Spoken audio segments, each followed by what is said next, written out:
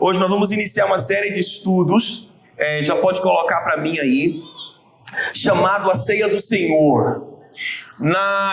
Enquanto eu estava falando sobre aquela palavra, sobre novas forças, eu mencionei que na próxima ceia eu daria um pouco mais de tempo falando sobre esse assunto. Então, domingo que vem é domingo de ceia, e nós vamos então falar sobre ceia hoje, no próximo domingo, e possivelmente, não sei, e possivelmente no outro também. Então a gente deve ficar aqui por 3 domingos estudando um dos principais textos da ceia do Senhor, né? Nós poderíamos, aliás, ao invés de ficar apenas falando do que poderíamos fazer, deixa eu passar para você aqui. Você pode fazer uma leitura na sua casa, acho importante, se você assim quiser. Você pode ler Lucas capítulo 22, nós não vamos ler esse texto hoje, mas você pode ler na sua casa Lucas capítulo 22, ali a partir do versículo 17 a seguir. Você vai ver a narrativa do médico Lucas, que é quem escreve o Evangelho, né, segundo Lucas. Você vai ver a narrativa de Lucas contando sobre o momento onde Jesus celebra esta ceia, né? Lucas capítulo 22. O Evangelho de Mateus também fala sobre esse mesmo episódio no capítulo 14. Mateus é no capítulo 26. Né? Então, Mateus capítulo 26 tem a história de Jesus com a ceia, Jesus celebrando a ceia com seus discípulos. Marcos capítulo 14 também tem a mesma história, Jesus celebrando a ceia com seus discípulos. E Lucas capítulo 22, a mesma história, Jesus celebrando a ceia com seus discípulos. Então, 3 escritores dos evangelhos, apenas João não relata, mas 3 escritores do evangelho vão contar essa história, né, da ceia do Senhor, que foi um jantar da Páscoa. Jesus estava celebrando a Páscoa com seus discípulos, comendo a Páscoa com seus discípulos, né, celebrando ali uma data muito preciosa para os judeus e também agora para os cristãos, uma vez que Paulo diz que Cristo é a nossa Páscoa, então há uma tipologia cristã. Não é? E é nesse cenário, né, de Páscoa, de jumentinho, uma história linda para vocês lerem lá. E é nesse cenário então que Jesus celebra esse sacramento que nós chamamos de Santa Ceia ou da Ceia do Senhor. No entanto, embora Mateus fale desse tema, embora Marcos fale desse tema, e embora Lucas também fale desse tema, nós não vamos usar estes textos como base para essa série de estudos sobre a Ceia do Senhor. Nós vamos usar um dos textos mais conhecidos e mais utilizados nessa abordagem da Ceia do Senhor, que é a primeira carta de Paulo à igreja de Corinto, né, aos Coríntios, capítulo 11, a partir do versículo 17. Então nós vamos tratar desse assunto tendo como base a carta de Paulo à igreja de Corinto. Quem está comigo aí, está entendendo sim ou não? Então você também pode ler isso em Mateus, você também pode ler isso em Marcos, e pode ler isso também segundo o Evangelho de Lucas. E é bom que vocês leiam para conhecer um pouquinho dessa história. Há uma expressão nessa história, que é uma das expressões, para mim, mais lindas, mais significativas, que é a noite onde o Senhor celebra, onde Jesus prepara esta ceia, né? É a mesma noite em que ele foi traído. Então ele está partindo o pão, né? Ele está dizendo, olha... É tão interessante isso, os discípulos nunca tinham participado de algo igual. Nunca tinham participado de algo igual. Eles nunca tinham ouvido que o pão iria simbolizar o corpo de Cristo partido, rasgado. Eles nunca tinham ouvido que o vinho iria tipificar o sangue de Jesus. Isso para ele era tudo novo. Mas Jesus sabia que aquela noite era a noite da traição, né? E mesmo sabendo que aquela noite era a noite da traição, ele mesmo assim fala da sua entrega, né? Eu vou falar sobre isso no finalzinho da palavra. Então eu acho muito tremendo que uma das coisas mais lindas da Bíblia, que é a entrega de Jesus por nós, é simbolizada na noite da traição. Porque numa noite de traição, parece que nós não estamos muito dispostos a fazer coisas boas, né? Porque a traição nos ofende, a traição nos magoa. No entanto, na noite de traição, Jesus se entrega, né? Então, naquele dia onde o mais propício, o mais adequado era a revolta do ser humano, porque Jesus era carne como eu e você, a Bíblia fala que em tudo ele foi tentado. Então, numa noite de traição, a traição aponta para ingratidão, né? Desonestidade, né? Então, na noite onde Jesus poderia ter os seus sentimentos, ou os seus piores sentimentos aguçados, é a noite que ele se entrega, é a noite que ele mais ama, é a noite que ele mais fala da sua morte, né? Através da ceia do Senhor, ele tipifica tudo isso. Mas vamos lá. Paulo trata deste assunto, irmãos, colocando ingredientes muito interessantes nessa história, porque ele está tratando sobre como a igreja celebrava a ceia. Então ele vai colocar ingredientes, vocês vão ver, ingredientes que existem até hoje no meio da igreja. Ele vai trazer alguns problemas, né? Ele vai levantar uma problemática da igreja de Corinto, né? Que nós ainda vemos essa mesma problemática, ou seja, esses mesmos problemas no meio da igreja. Então por isso, nós vamos estudar esse tema baseado no livro de Coríntios, né? Ou melhor, na carta, né, de Paulo à igreja de Corinto, porque ela traz ingredientes a mais com relação a como a igreja vai celebrar. Então fique tranquilo, a gente começa hoje e nós não temos data para terminar, pode ser 1, 2 ou 3 domingos. Nós vamos estudar toda essa parte da carta de Paulo à igreja de Coríntios. Começamos com o versículo 17. Então, 1 Coríntios, capítulo 11, versículo 17. Esse é o primeiro versículo, não é, que fala do trato de Paulo com a igreja de Corinto a respeito da ceia do Senhor. E diz assim: nas instruções que agora vou dar a vocês, eu não posso elogiá-los, pois as suas reuniões de adoração fazem mais mal do que bem. Vamos versículo por versículo. Estudar a Bíblia assim, pregar a Bíblia assim, nem sempre é atrativo para alguns. Só que uma das maneiras mais preciosas de você entender a Bíblia é estudando versículo por versículo, pegando o contexto, né? Não tirando fora do contexto o texto, e assim se torna mais claro, né? Quem está comigo e quem está animado para essa história aqui, irmãos? Estou muito animado de aprender a Bíblia junto com vocês e de ensinar aquilo que eu aprendi. E certamente vocês vão compartilhar na célula, e essa semana também vou estar em uma das células e vou aprender com vocês. Então esse primeiro texto, eu fiz questão de negritar 3 partes desse versículo, para que você entenda que não é apenas um versículo, onde a gente lê e não tem o que aprender. Nós vamos trabalhar essas 3 questões nesse primeiro versículo: as instruções, o fato de Paulo não poder elogiá-los, e a gente vai ver o porquê, e o fato crítico de que esses irmãos, quando se reuniam para adoração, a reunião fazia mais mal do que bem. Então Paulo não começa por acaso falando das instruções que ele iria dar, porque instruir é um dos mais de 20 verbos que tem uma função como que uma função reflexiva, que na verdade o próprio evangelho, não é? Tanto nos 4 evangelhos, quanto nas cartas paulinas de Pedro, nós encontramos mais de 20 ações que só podem ser realizadas em corpo, em igreja. Que são ações que vêm sempre acompanhadas com essa expressão de uns aos outros. Então eu coloquei para vocês que a Bíblia está cheia de uma proposta de ação que só pode ser praticada em comunidade. As expressões uns aos outros. Então você vai encontrar na Bíblia mais de 20 expressões ou de 20 ações que só podem ser executadas se for um com o outro. Vou explicar. Por exemplo, quando a Bíblia fala sobre oração, Não, a oração você não precisa executar comigo.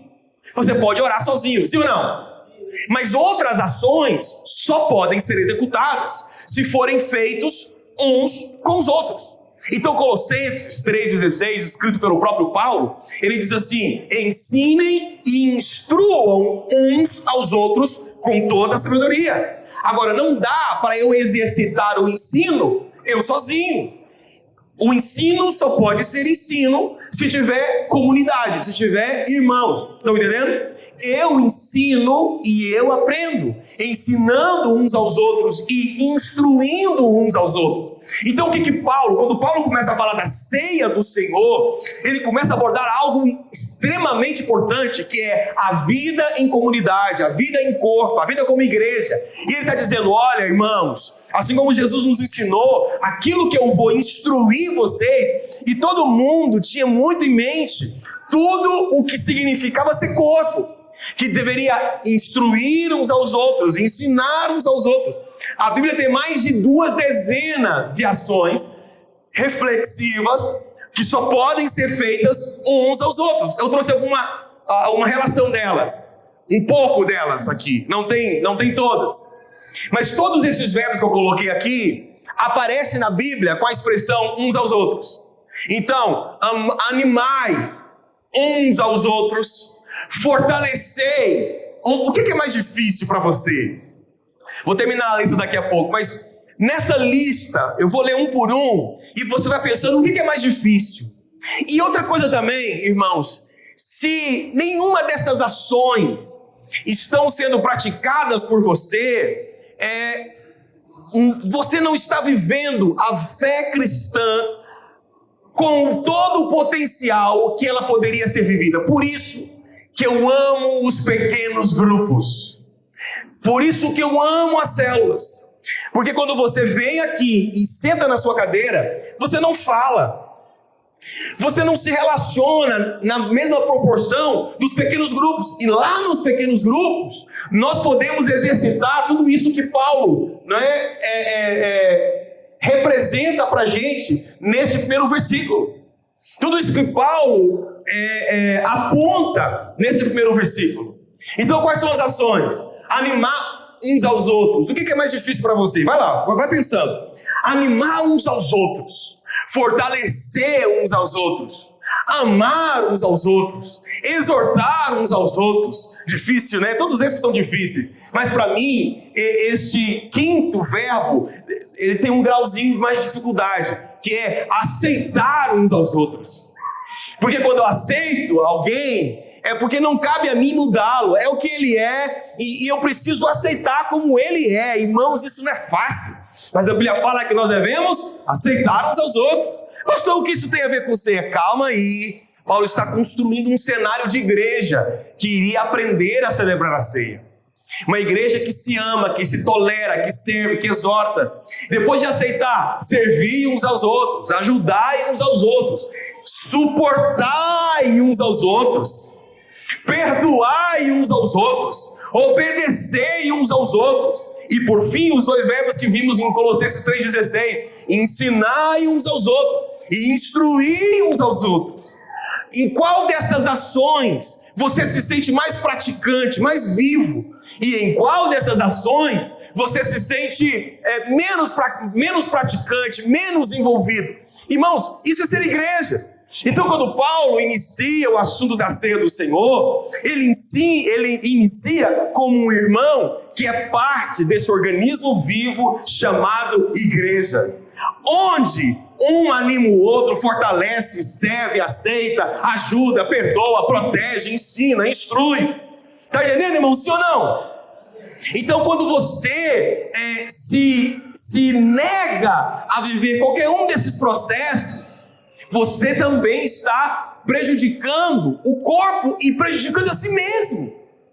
Quantas vezes, irmãos, quantas vezes eu já fui a uma célula que não queria ir, estava cansado naquele dia, e às vezes desanimado também, mas quando eu chego lá e vejo as pessoas falando umas às outras, vejo pessoas que eu sei que estão em situações piores do que a minha, mas elas estão sorrindo, Eu saio de lá, irmãos, com vontade de voar, cheio de energia. Com quem já aconteceu a mesma coisa aqui? Foi para um pequeno grupo, desanimado, desmotivado, e saiu de lá com vontade de voar. Cadê? Levanta a mão, levanta a mão. Olha tanto de gente.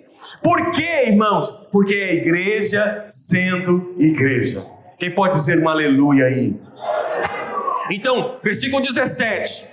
Nas instruções que agora vos dou, então Paulo está lembrando a importância de instruir uns aos outros. Depois ele vai dizer, olha, eu não posso elogiá-los.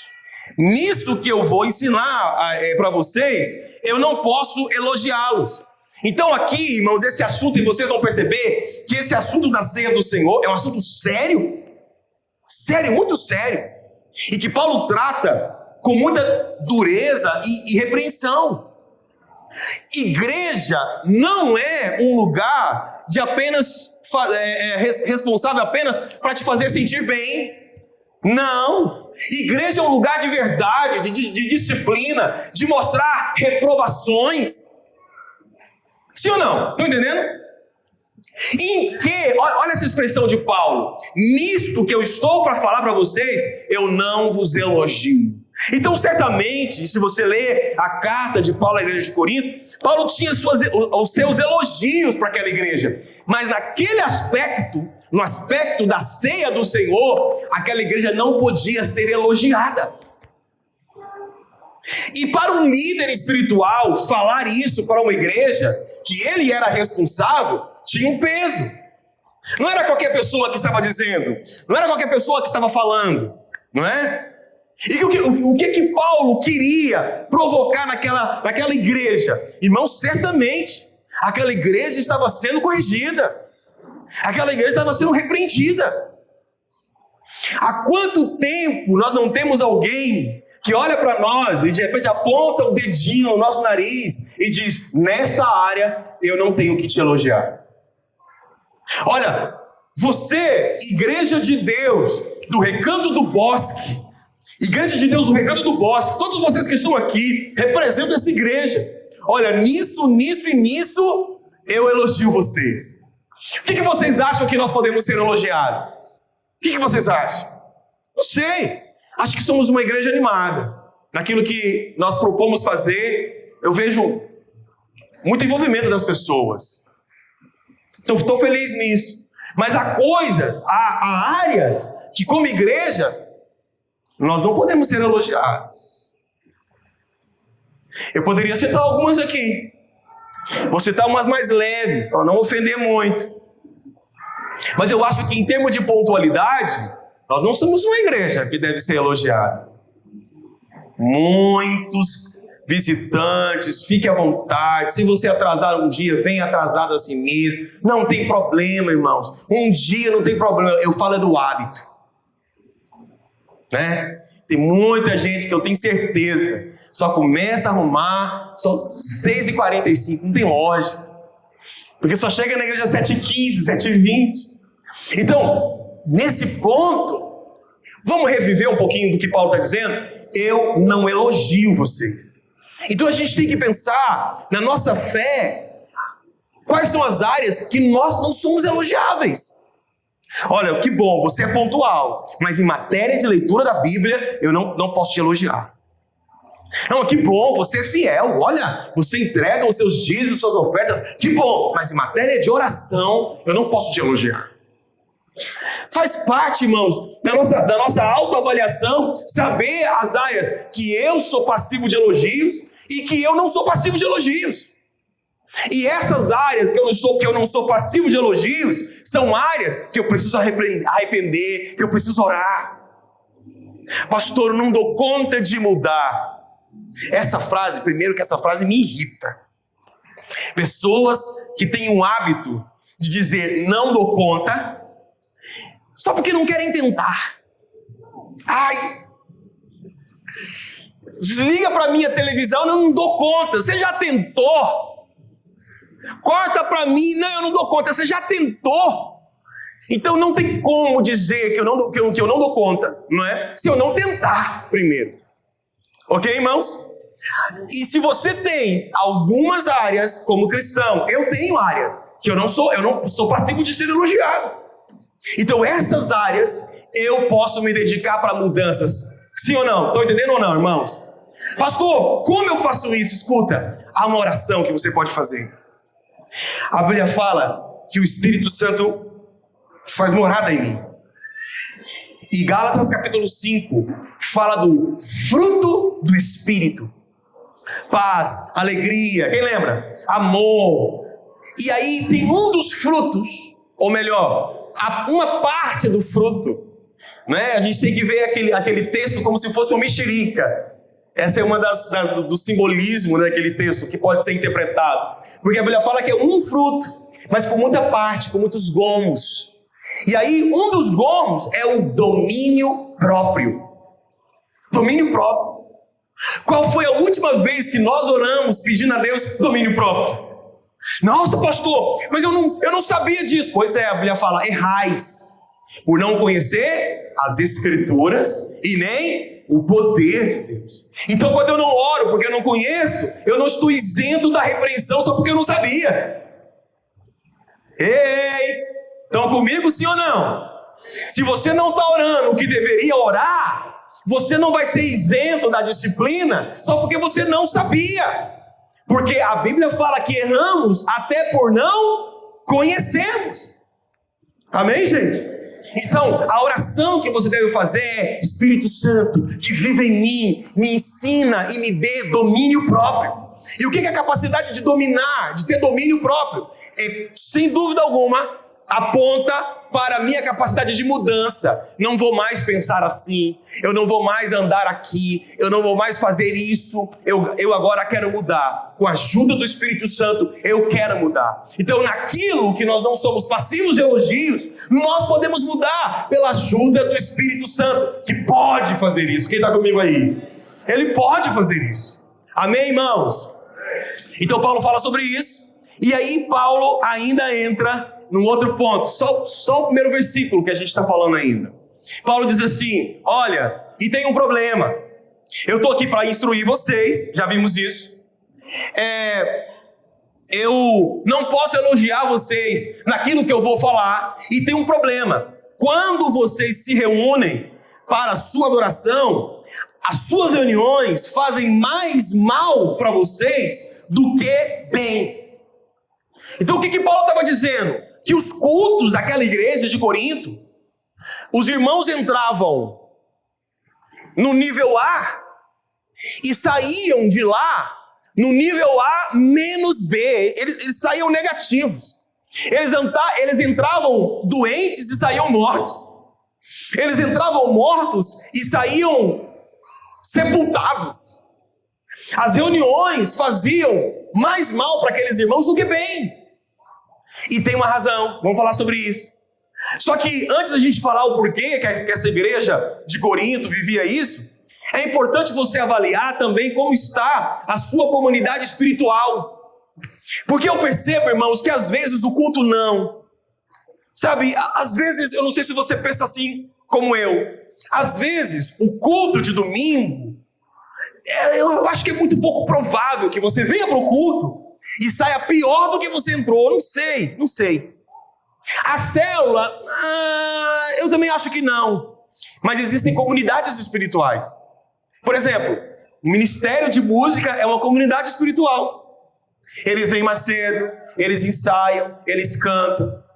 E quando eles sobem, eles não podem sair pior. Um grupo de intercessão, um grupo de teatro, um grupo de professoras de crianças. E eu percebo que nesses grupos, né, é que há uma maior manifestação desta realidade. Que às vezes nós reunimos esses grupos e tem algo acontecendo por trás dos bastidores que fazem com que a gente entre e saia de lá pior do que quando nós entramos. E o porquê que isso acontece? Paulo vai tratar disso, irmãos. Capítulo 11, agora vamos pular o versículo. Nós lemos o versículo 18, agora o 17, agora vamos ler o 18. Qual que é a continuação? Paulo diz: para começar, me contaram que nessas reuniões há grupos de pessoas que estão brigando E eu creio que, em parte, isso é verdade. Então aqui a gente encontra um dos problemas. Por que aquelas reuniões faziam mais mal do que bem? Porque havia brigas ali. Ok, irmãos? Estão comigo? Havia brigas ali. Havia situações mal resolvidas. Pessoas que falaram algo que ofendeu o outro, mas que nunca pediu perdão. E que nunca se resolveram e que guardaram isso no coração. E essa situação foi ficando tão grande que quando elas iam para aquelas reuniões espirituais, saíam de lá pior do que entraram. Era a realidade de Corinto. Eu deixei em negrito duas partes também que a gente vai trabalhar. Então, pessoas que estão brigando é uma delas. E qual que é a outra parte? A parte que Paulo diz, creio que em parte isso é verdade. Eu vou explicar isso. Mas primeiro vamos falar sobre pessoas que estão brigando. Gente, pessoas que estão brigando em igreja é uma das coisas mais comuns de se ver. Vamos lá. Então, pessoas que estão brigando. Não é a primeira vez que Paulo fala sobre isso. Na carta aos Filipenses, ele menciona um caso de duas irmãs. Imagina, ele escreve uma carta para uma igreja. E nessa carta que Paulo escreve, vai o seu nome e o nome da irmã. Mas não é para elogiar, não. É para pedir ajuda para essas duas irmãs que não mais se entendiam. Eu não sei se você conhece a história da Evódia e da Sintique. Prazer. Quero apresentar para os irmãos a irmã Evódia e a irmã Sintique, que são irmãs, são ótimos nomes para colocar nas suas filhas. Se tiver alguém grávida aqui e for menina, Evódia é um bom nome, Sintique também fica top. Tem outros nomes que aparecem em Romanos também, que é a Trifena e a Trifosa. Essas são tops também para colocar. Trifena e Trifosa deixa para as netas, né? Sintique e Evódia é bom para os seus filhos, para as suas filhas. Eu já não vou ter mais, então não dá nem para você falar para mim, para que eu coloque nas minhas filhas, porque não tenho mais. Filipenses 4:2-3, Paulo diz assim: Evódia e Sintique, peço, por favor, que procurem viver bem uma com a outra. As brigas dessas irmãs eram tão intensas, irmãos, que chegou até os ouvidos de Paulo. Por favor, procurem viver bem uma com a outra, como irmãs na fé. E a você, meu fiel companheiro de trabalho, eu peço que ajude essas duas irmãs. Entende isso? Paulo está dizendo, olha, por favor, gente, ajuda a irmã Sintique e a irmã Evódia, porque elas não se dão bem, elas vivem brigando e isso faz mal para o corpo da igreja, né? Para o corpo, faz mal para a igreja. Vocês ajudem ela a resolver isso. E olha, tem mais. Olha o que Paulo fala. Pois elas, junto com Clemente e todos os outros meus companheiros, trabalharam muito para espalhar o evangelho. Essas irmãs que agora estavam brigadas, já trabalharam juntas. Mas agora estavam brigadas. Briga acontece, irmãos, sim ou não? Acontece. E Paulo está dizendo, olha, irmãos, o problema é que a briga no meio de vocês é tão séria, que essas brigas aí está anulando a ceia do Senhor. Não adianta vocês comerem o pão, tomarem o vinho, com tanta contenda assim. Tiago vai explicar um pouco mais sobre essa questão das brigas, sabe, irmãos? Tiago diz assim, de onde vêm as lutas? E de onde vem a briga? As brigas entre vocês. Elas vêm dos maus desejos que estão sempre lutando dentro de vocês. Vocês querem muitas coisas, mas como não podem tê-las, estão prontas até para matar, a fim de consegui-las. Uau! Prontos para matar, a fim de conseguir aquilo que quer ter. E Tiago diz, vocês as desejam ardentemente, mas como não conseguem possuí-las, brigam e lutam. Então as brigas e as lutas, elas vêm dos desejos que estão dentro de nós, na intenção de ter aquilo que a gente quer ter. De forma geral, sempre passa por isso. De forma geral, sempre passa por isso. As brigas domésticas, dentro de casa, família, de forma geral, sempre passam por isso. Quando, na verdade, Tiago mostra um caminho pouco percorrido. Vocês já viram aqueles caminhos da roça? Quando são muito percorridos, não tem mato, é ou não é? Quando são um pouco percorridos, já tem mato nascendo e tal. Então, o caminho que Tiago mostra para a gente alcançar essas coisas é um caminho com muito mato nascendo, porque é um caminho pouco percorrido. Tiago diz assim: vocês não conseguem o que querem, porque não pedem a Deus. De uma forma geral, o que Tiago está ensinando? Renato, você só briga com a Rubisleia porque você não aprendeu que o caminho para você ter o que você quer é pedindo a Deus, não é brigando com ela. Estão entendendo? Então, as brigas que aconteciam na igreja de Corinto, certamente era reflexo de pessoas que queriam ter aquilo que queriam ter e estavam dispostas até matar por isso, e por isso brigavam. Eles não tinham entendido que, como cristãos agora, o caminho era o caminho da oração.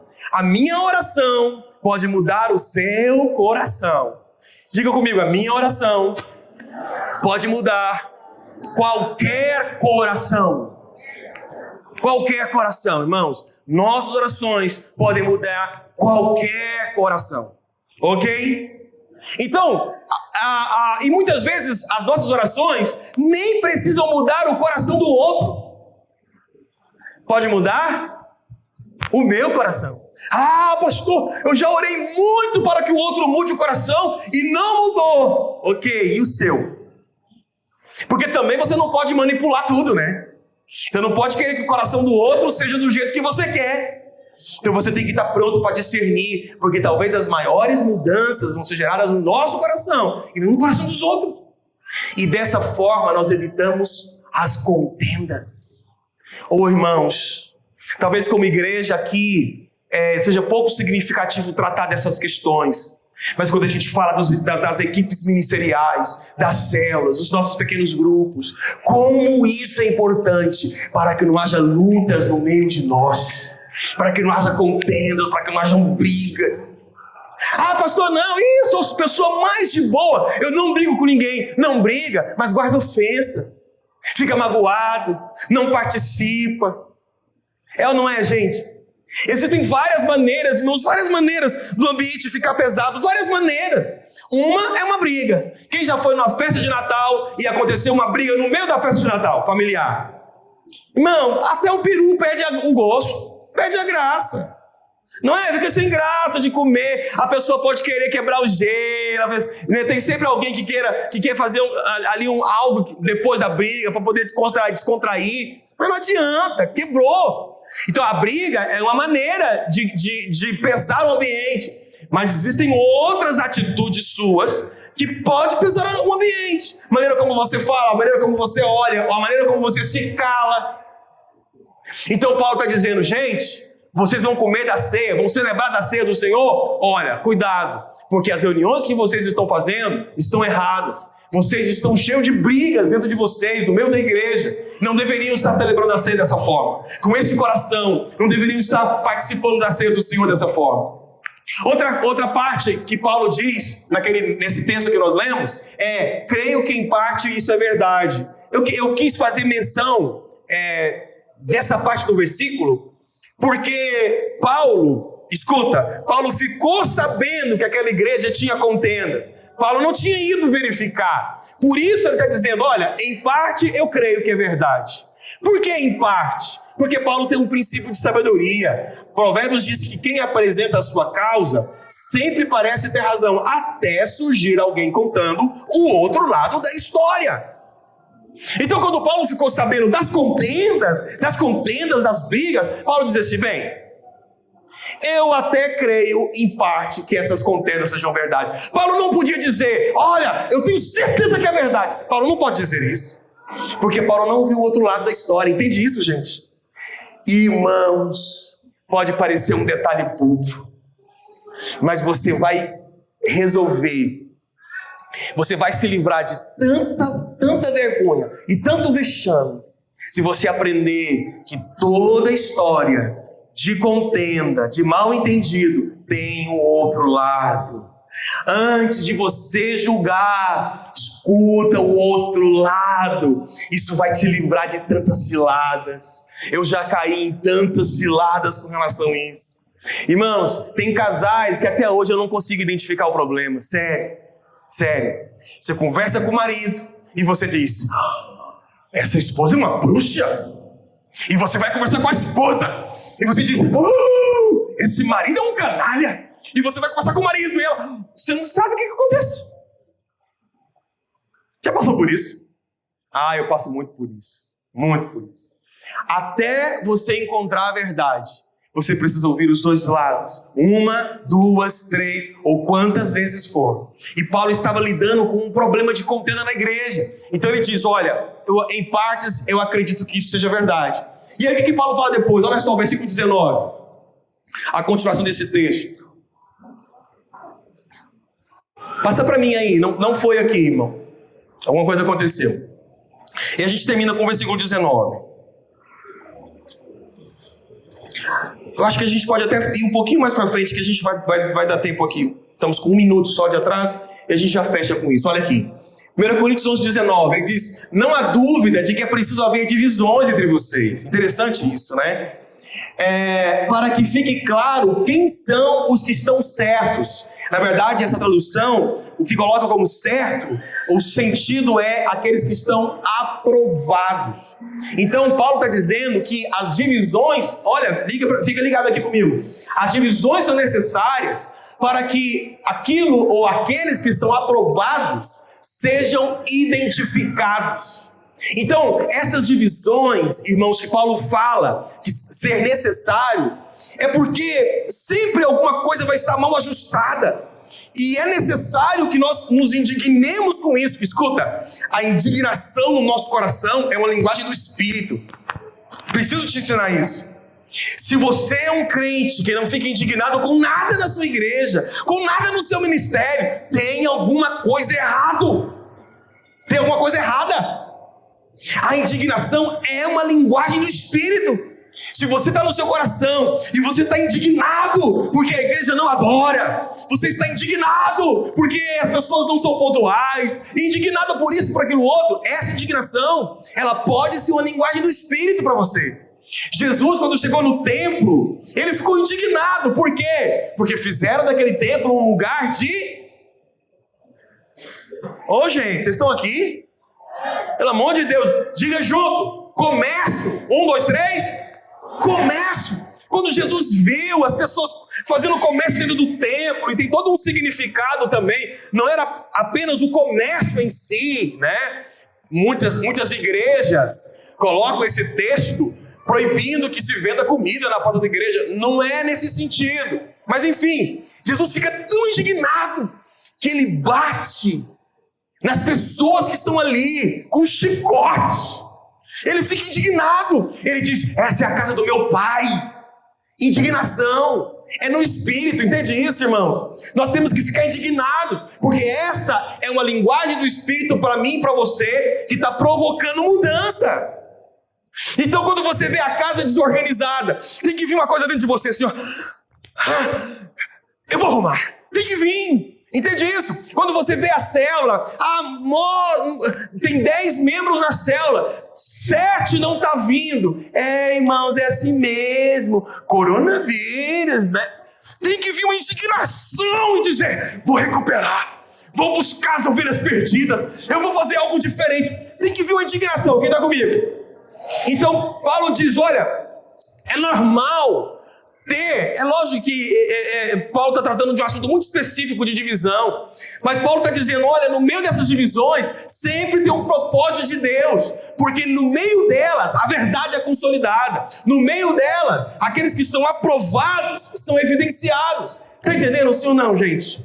Então, no meio de uma contenda, no meio de um desentendimento, ou no meio de algo que incitou dentro de você essa indignação, tem um caminho de Deus aí. Vamos estar atentos, porque tem um sinal de Deus. Deus quer mostrar alguma coisa. É possível, sim ou não? Amém, irmãos? E aí, Paulo fecha os próximos 2 versículos dizendo assim: então, irmãos, quando vocês se reúnem com tanta briga desse jeito, não é a ceia do Senhor que vocês comem. Aí Paulo vai contar como é que eles comiam. Olha que interessante. Pois na hora de comer, cada um trata de tomar a sua própria refeição. E assim, enquanto uns ficam com fome, outros chegam até a ficar bêbados. Era a ceia. Estão comigo? A ceia do Senhor. Como é que eles estavam fazendo lá? Uns comiam demais, outros bebiam tanto que ficavam bêbados.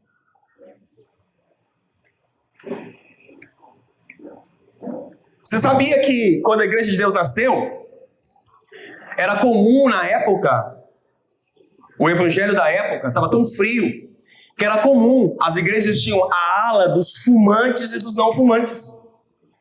Quando a Igreja de Deus nasceu. A Igreja de Deus nasce em 1886 com a proposta de santificação. Ela vai para um extremo tão forte que era proibido comer chocolate e beber Coca-Cola, porque achava que era pecado. Depois a igreja vai entrando num equilíbrio, né?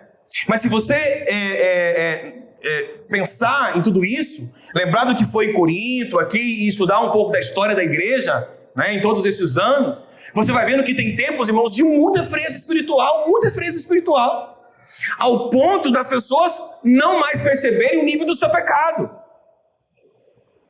Eu não, irmãos, me assombro de hoje eu senti vocês um pouquinho mais sonolentos, mais assim, apáticos. Por quê? Porque a gente está tratando de algo que eu sei que o diabo não quer que você escute. Não é algo que te motive, que te empolgue, é um ensinamento bíblico, né? E eu sei que o diabo quer cegar aqui não dá, né? Ele quer ensurdecer os seus ouvidos e cegar os seus olhos. Porque existem pecados que você vai cometendo, tá tudo comum. Olha, como é que a igreja de Corinto celebrava a ceia? É ceia! Eles comiam, os mais pobres, que às vezes nem levavam comida, ficavam com fome. Os outros bebiam tanto vinho da ceia. Esse sangue de Jesus é top. Eu fico imaginando, né? Bêbado. E tava tudo certo, gente. Tava tudo comum. Escuta. Tem muitas coisas que estão entrando dentro do seu coração, das suas práticas. Muitas coisas que você não está vendo. Vai chegar um ponto onde você ser duramente corrigido, onde você ser duramente quebrado, tirado de onde você está. Irmãos, isso é tão sério. Eu digo isso para mim e para você. Ou seremos duramente corrigidos, ou seremos duramente retirados do lugar onde estamos. Ei, amém? Então Paulo está dizendo, quando vocês estão reunindo, não é a ceia que vocês estão comendo, não. Por acaso vocês não têm suas próprias casas onde podem comer e beber? Ou será que preferem desprezar a igreja de Deus e envergonhar os que são pobres? O que é que vocês esperam que eu lhes diga? Querem que eu os elogie? É claro que eu não vou elogiá-los. Terminemos por aqui, por causa do nosso tempo. Então percebe, irmãos, que esse assunto da ceia, quando Paulo inicia falando da ceia, ele inicia com uma disciplina. Ele inicia com uma correção. Amém, gente? Sabe o que a gente tem vivido como igreja? Na minha época de adolescente, muito tempo atrás, as ceias eram celebradas aos sábados, com a porta da frente da igreja fechada, só podia entrar pelo lado. Só entravam os membros da igreja. E era o culto que mais era cheio. E só se falava de santidade, de santidade, de santidade. Sabe o que eu tenho percebido aqui na nossa igreja? Culto de ceia, as pessoas não vêm, esvaziam. Eu só posso julgar, né? Até ouvir o outro lado. Eu só posso entender que as pessoas não vêm porque ficam com vergonha do seu pecado. Só pode ser isso. Não estão em comunhão, sabem que não estão, não querem mudar e vão se ausentando nesses dias de culto. Escuta, gente, nós queremos ser uma igreja que ganha muita gente para Jesus. Quem está comigo? Queremos consolidar, ganhar as multidões, queremos. Mas escuta, não adianta ir por esse caminho se a gente não entender o caminho de santidade. Não tem jeito. Todos aqueles que desejam ver o Senhor precisam caminhar por um caminho de santidade. A ceia do Senhor é um dos principais sacramentos bíblicos. E você precisa saber o que isso significa. Domingo que vem eu continuo falando com você sobre esse assunto. Vamos ficar de pé? Em nome de Jesus.